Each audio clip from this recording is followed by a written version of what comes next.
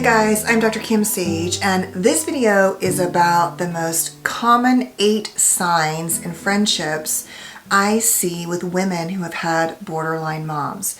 And it's no secret that we might actually play out our dynamics with other women if we had a complicated love relationship with our own mothers. And so I often see these patterns with daughters of borderline mothers in terms of their friendships. Now, I've been saying in many videos, if you just tune into 1 or 2 videos, you could easily think that I don't have compassion for borderline. And I will say that those of you who watch most of my videos, I do appreciate when you say, thank you for being mindful of the complicated nature of that love and relationship. And so I do want you to know that I very much do have compassion if you're just tuning in, and that it is so difficult to be raised by a borderline. It is also difficult to be borderline and struggle. Now, this video, of course, is really about women and daughters and mothers and daughters, because I think that that's how it plays out.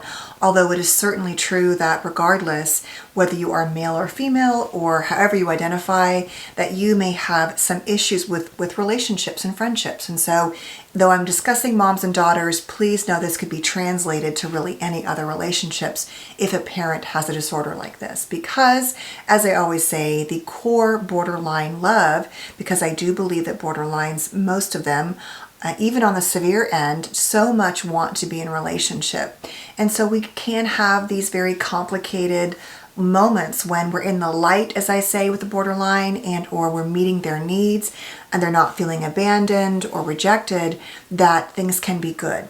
And so I think that same dynamic plays out in our friendships. And so in just a second, I'm going to discuss the 8 most common ways I think that shows up in our friendships with other women.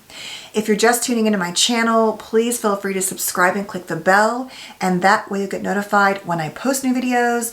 This channel is all about mental health and relationships and attachment and lots of trauma histories and childhood stuff. And I'm going to be making videos, short ones on TikTok, just focusing on positive, sort of more what I'm calling mental health love or mindful things that are more, oriented towards quick things to know about or to use to help heal your life. And probably further videos on Instagram stories, which I'm failing at, to be honest, right now. But I really want to talk about sort of mental health in the news and do quick videos that way. So I can continue to make these long form videos on YouTube with more complicated content. So thanks for watching. I'll stop talking now and tell you what I see.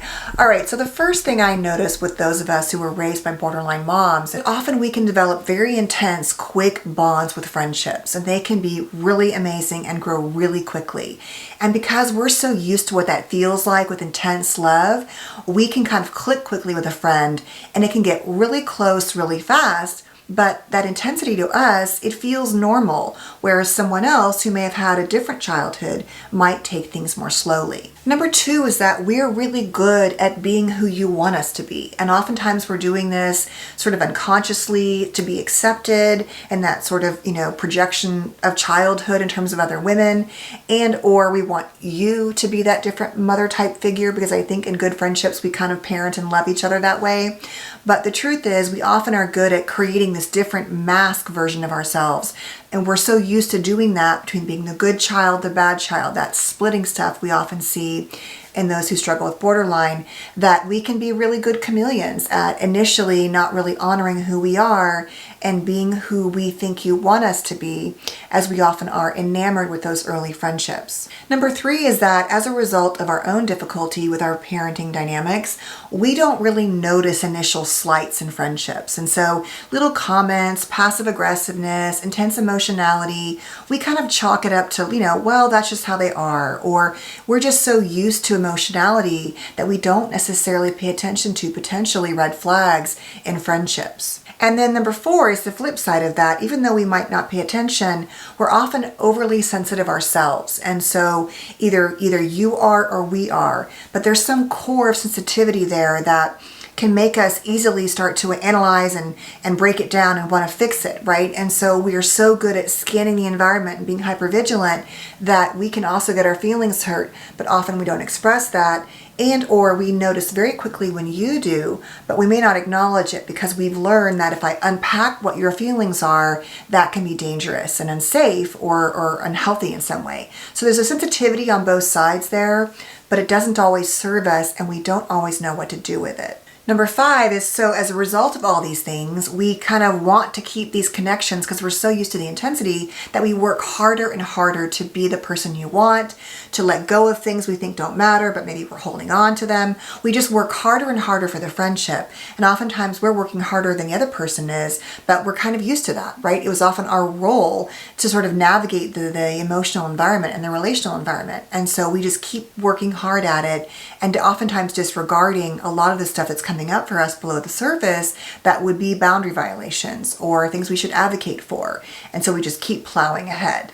Number 6 is that as a result, sometimes we get so overwhelmed if we have had the dynamic where conflict was unsafe in our homes with our borderline parent, let's say, we might shut down, we might disengage. The friend might say, well, you're acting weird. Like, what's wrong with you? Oh, nothing, right? We are so scared to unpack that, but we're starting to shut down inside and we often don't know what to do with it. And so on the outside, it can be really confusing because we're saying we're fine, but we're not really safely expressing what we really feel. And that leads to number 7, which is we keep doing that and we keep taking it and taking it and taking it and taking it.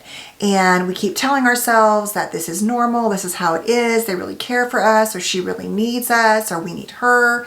And maybe we are lonely, maybe we're longing for friendship in that regard, but it keeps us going and going and going until number 8, which is either we blow and we, finally say everything we feel, and or even more likely, we just shut off the friendship and disengage and never engage again because we don't know how to address the wounds and the conflicts.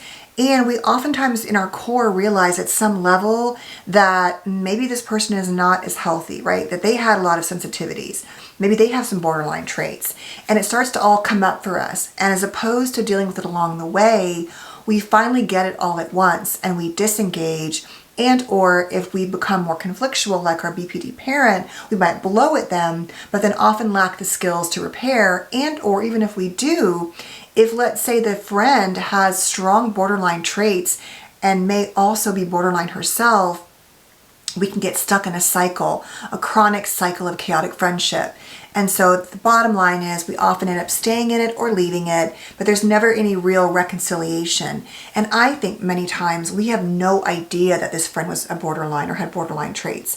We just feel like, it kind of feels like home. We're used to that. But they're often really close friendships, and there's often a lot of sadness and longing when they end. And even if they weren't, they didn't have narcissism or borderline or some disorder, the chances are they probably have some qualities, but because of our own lack of skills, we don't often know how to choose or trust ourselves and make healthy repairs. So if I forgot anything, please feel free to share what you think that is. And I thank you guys so much for watching and subscribing. It really does mean a lot to me, and I want to keep posting content you find helpful. So thanks for watching. Have a good day and stay safe, and I'll see you soon. Bye, guys.